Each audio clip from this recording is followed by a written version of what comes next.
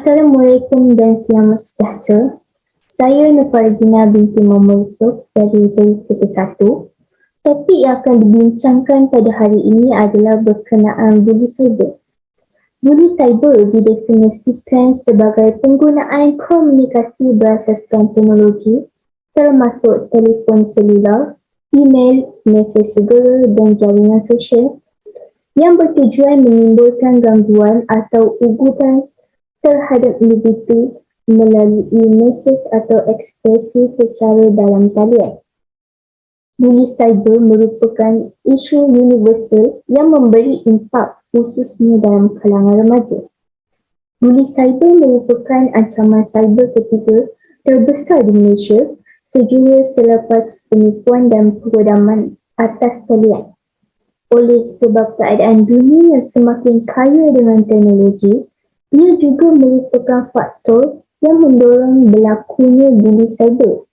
Terdapat banyak golongan-golongan remaja yang mengambil kesempatan untuk melakukan buli cyber.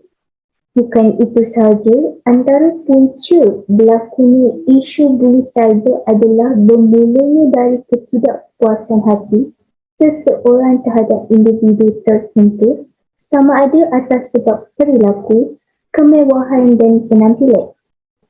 Sekian daripada saya. Terima kasih. Assalamualaikum dan salam sejahtera. Terima kasih Faridina. Baru-baru ini kita dapat tahu bahawa kes cyberbully ini makin meningkat dari hari ke hari. Kesan buli cyber kepada mangsa dapat dibahagikan kepada kesan emosi, fizikal dan juga mental. Antara kesan yang termasuklah depresi, kemurungan, perbuatan melakukan dan mencederakan diri sendiri sehingga akhirnya jika tidak dibendung akan mengakibatkan bunuh diri. Kesan fizikal kepada mangsa termasuklah masalah gastrosis seperti sakit perut, muntah dan ulcer perut, gangguan pada pola makan dan tidur. Hal ini menyebabkan mangsa akan sentiasa merasa penat dan kelelahan. Penggunaan media sosial secara meluas menjadikannya platform menggalakkan perbuatan buli cyber dan sikap buruk bukan sahaja dalam kalangan belia, malah orang dewasa. Penyelidik mengenai buli cyber belia, Jesse Young berkata, perbuatan itu mungkin berpunca daripada rasa tidak gembira si pembuli akibat keperluan asasnya tidak dipenuhi. Menurut teori pilihan Glasser, keperluan itu berkisar kepada aspek kelangsungan hidup, isu kepunyaan untuk menyayangi, disayangi dan harga diri. Itu sahaja laporan daripada saya. Terima kasih. Assalamualaikum warahmatullahi wabarakatuh. Nama saya Safia binti Nur Azmi dan saya akan teruskan kepada kesan buli cyber yang kedua. Kejadian buli cyber ini juga boleh menyebabkan mangsa berasa tertekan oleh perbuatan-perbuatan buli yang dilakukan oleh pembuli cyber tersebut.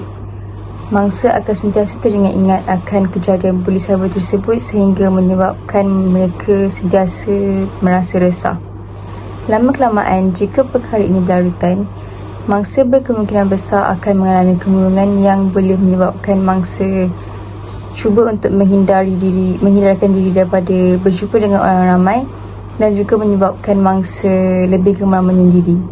Buli cyber ini juga boleh menyebabkan mangsa hilang keyakinan diri dan berasa takut untuk berjumpa dengan orang lain. Maka jelaslah bahawa buli cyber ini membuatkan seseorang berasa tertekan dan mengalami kemurungan. Sekian, terima kasih. Cara untuk mengatasi masalah ini ialah mangsa hendaklah memberanikan diri dengan memberitahu pembuli untuk menghentikan gangguan tersebut. Sekiranya demikian, mangsa boleh berhubung terus dengan orang tersebut secara langsung dan meminta untuk mereka berhenti. Jika mangsa tidak mengenali pembuli, mangsa hendaklah mengabaikan mesej yang telah diberikan. Hal ini kerana bertindak balas boleh memburukkan keadaan. Lebih suka bersikap acuh tak acuh dan memutuskan komunikasi.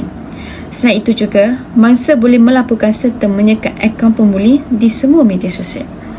Orang yang membuli secara cyber mahu mangsa bertindak balas. Sekiranya mereka diabaikan, akhirnya mereka akan muak dan beralih kepada orang lain. Hal ini secara tidak langsung dapat menghalang pembuli daripada terus mengganggunya. Itu sahaja, terima kasih. Cara yang lain bagi mengatasi buli cyber adalah mangsa boleh memberitahu orang yang lebih dewasa dan lebih dipercayai seperti ibu bapa. Ibu bapa seharusnya mewujudkan persekitaran di mana anak-anak mereka dapat berkomunikasi antara satu sama lain. Hal ini kerana ahli psikologi memberitahu bahawa mewujudkan iklim kepercayaan dan komunikasi adalah salah satu kaedah yang paling berkesan untuk menolong mereka. Dengan meluahkan perasaan ini terhadap mereka, mereka akan mendengar dan memberi sepenuh perhatian kepada anak-anak. Cara yang terakhir ialah kerajaan haruslah mengadakan kempen kesedaran tentang bahayanya buli cyber. Ini bertujuan untuk meningkatkan kesedaran para pengguna dan menekankan etika-etika berkomputer yang betul seperti menghormati pendapat dan privasi orang lain dalam media sosial.